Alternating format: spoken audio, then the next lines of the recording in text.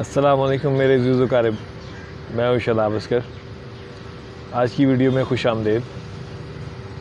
آقا علیہ السلام کے پاس ایک شخص آیا اور اس نے آ کے اقرار کیا کہ سرکار مجھ سے ایک گناہ ہو گیا ہے۔ سرکار نے اس کی بات سن کے چہرہ مبارک دوسری طرف پھیر لیا۔ وہ اٹھ کے دوسری طرف آ گیا اور سرکار سے دوبارہ سے عرض کی کہ سرکار مجھ سے گناہ ہو گیا ہے، برائے مہربانی مجھے اس کی سزا جو ہے وہ حکم فرمائیں۔ سرکار نے چہرہ مبارک دوبارہ سے اس کی طرف سے پھیر لیا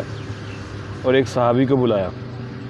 اور بلا کے فرمایا کہ دیکھو یہ شخص جو ہے یہ نشے میں تو نہیں ہے۔ اس صحابی نے اس شخص کو چیک کیا اور چیک کرنے کے بعد فرمایا کہ یا رسول اللہ یہ شخص جو ہے یہ نشے میں نہیں ہے۔ پھر سرکار نے فرمایا کہ یہ شخص جہاں پہ رہتا ہے، جہاں پہ اس کا گھر ہے اور جہاں پہ اس نے ساری زندگی گزاری ہے، وہاں پہ جاؤ اور وہاں سے جا کے تحقیق کر کے آؤ کہ جب سے اس نے ہوش سنبھالا ہے تب سے لے کے آج تک اس نے کوئی ایک بھی ایسا عمل کیا جس سے اس کے ذہنی توازن کی صحت کے اوپر کوئی جو ہے نا وہ حرف آتا ہو یا شک گزرتا ہو۔ وہ شخص وہیں پہ بیٹھا رہا جو گناہ کا اقرار کر رہا تھا، اور وہ صحابی جو ہے وہ تشریف لے گئے اور وہاں جا کے انہوں نے پوری تحقیق کی، اور پوری تحقیق کرنے کے بعد واپس آ کے آقا علیہ السلام کو رپورٹ پیش کی کہ سرکار میں نے مکمل تحقیق کر کے پتہ کیا ہے اس شخص کے بارے میں کوئی ایک بھی بات ایسی نہیں پتہ چلی جس سے پتہ چلتا ہو کہ اس کی جو ذہنی توازن ہے اس کے اندر کوئی بھی کسی بھی قسم کی خرابی ہے۔ تب آقا علیہ السلام نے جو چہرہ مبارک ہے اس شخص کی طرف کیا اور پھر آپ نے پوری انویسٹیگیشن کی اور پورا انٹروگیٹ کر کے اس سے پوچھا کہ اس نے گناہ کیسے کیا ہے اور گناہ کی نوعیت پوچھی، اور جب اس نے مکمل طور پہ اقرار کر لیا تب سرکار نے حد جاری فرمائی۔ بات کا بیک گراؤنڈ یہ ہے کہ وہ جو شخص آیا تھا سرکار کے پاس وہ زنا کر کے آیا تھا، اور آپ سب کو معلوم ہے کہ زنا کی جو سزا ہے اسلام میں وہ سنگ باری ہے، مطلب آپ اس کو اس وقت تک پتھر مارتے ہیں جب تک وہ مر نہیں جاتا۔ اگلے روز جب آقا علیہ السلام مسجد میں تشریف لائے تو سرکار نے اس صحابی کی طرف دیکھا جو اس شخص کو لے کے آیا تھا، تو سرکار نے فرمایا کہ کتنا اچھا ہوتا کہ اگر آپ اس کو میرے پاس لانے سے پہلے ہی توبہ کروا لیتے۔ تو صحابی نے عرض کی یا رسول اللہ آپ اس کو معاف فرما دیتے۔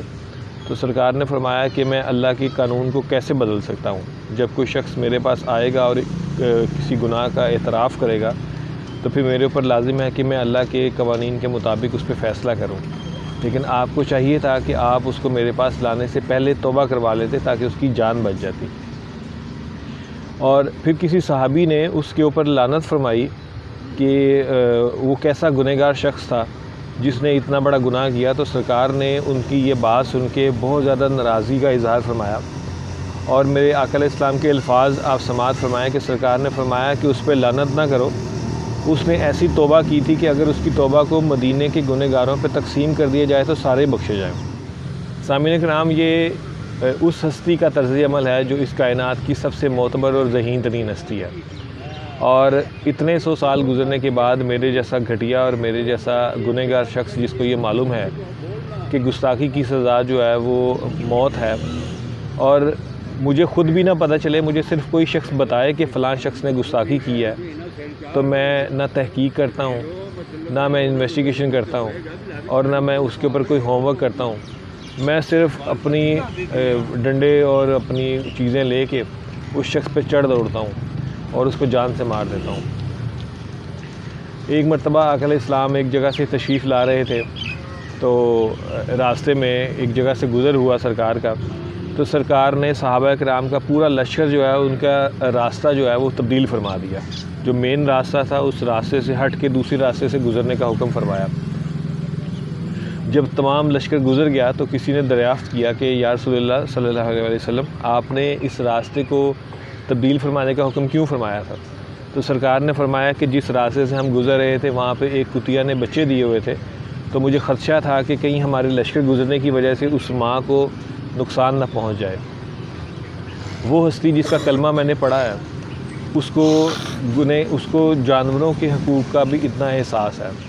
وہ انسانی حقوق، انسانی جان کی اتنی زیادہ فکر کرتے ہیں کہ کہ ایک انسان آپ کے پاس آ کے گناہ کا اعتراف کر رہا ہے اور سرکار اس سے بات کرنے سے پہلے اس کی پوری انویسٹیگیشن کرتے ہیں، اس کی پوری تحقیق کرتے ہیں کہ اس کا گناہ کی جو ہے وہ نوعیت کیا ہے، اور جب وہ پوری تحقیق ہو جاتی ہے تب اس کے ساتھ انٹیروگیٹ کرتے ہیں اور اسے 1 to 1 بات کرنے کے بعد حد جاری فرماتے ہیں۔ سامعین کرام، جڑاں میں جو واقعہ ہوا وہ انتہائی افسوسناک ہے، لیکن اس واقعے کے بارے میں کلیم یہ کیا جا رہا تھا کہ وہاں پہ قرآن پاک کی بے حرمت ہوئی تھی، لیکن المیہ دیکھیں کہ میری قوم کو احتجاج کرنا بھی نہیں آتا، اور احتجاج کے غلط طریقہ کار کی وجہ سے اب اصل بات کے اوپر جو ہے نا، جو اصل واقعہ تھا اس کے اوپر کوئی بھی بات نہیں کر رہا۔ میری آپ سے گزارش ہے کہ اگر آپ کو کوئی شخص یہ بتائے کہ فلاں جگہ کے اوپر کوئی گستاخی ہوئی ہے یا فلاں جگہ کے اوپر کسی نے کوئی توہین کی ہے، تو اس کے بارے میں فیصلہ کرنا آپ کا کام نہیں ہے۔ اس کے لیے ہماری عدالتیں ہیں، اس کے لیے ہمارے ادارے ہیں۔ اگر آپ کے پاس کوئی ایسا شخص موجود ہے تو آپ کا کام بنتا ہے کہ آپ صرف اس کو جو متعلقہ ادارے ہیں ان کے حوالے کریں۔ سزا دینا یا نہ دینا ان کا کام ہے۔ اگر آقا علیہ السلام کا کلمہ پڑھا ہے اور آقا علیہ السلام سے عشق کا دعویٰ میں کرتا ہوں تو پھر میرے اوپر فرض یہ ہے کہ میں ان کے طریقہ کار کو بھی اڈاپٹ کروں۔ اللہ تعالی ہمیں آقا علیہ السلام کی تعلیمات پہ عمل کرنے کی توفیق عطا فرمائے۔ اللہم صلی علی سیدنا و مولانا محمد و علی آلہ و صحبہ و بارک وسلم وصلی علیہ۔